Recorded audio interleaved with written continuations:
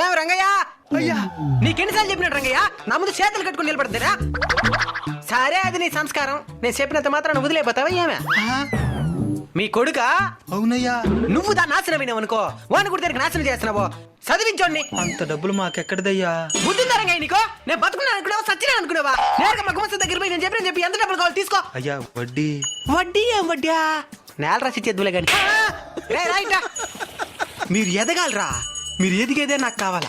కొన్ని సంవత్సరాల తరువాత అయ్యా ఏంది నాకు బయట దేశంలో ఉద్యోగం వచ్చిందయ్యా. బయట దేశంలో ఉద్యోగం వచ్చిందా?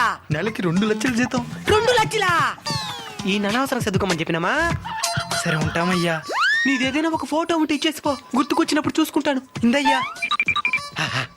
ఇందా వేరే ఇంటెలిజెంట్ల పై ఎదగాల, ఏదో మితంగా ఎదగాల. మాకంటే గొప్పగా ఏం ఎదిగేదే. సయ్యాడికి చేతబడి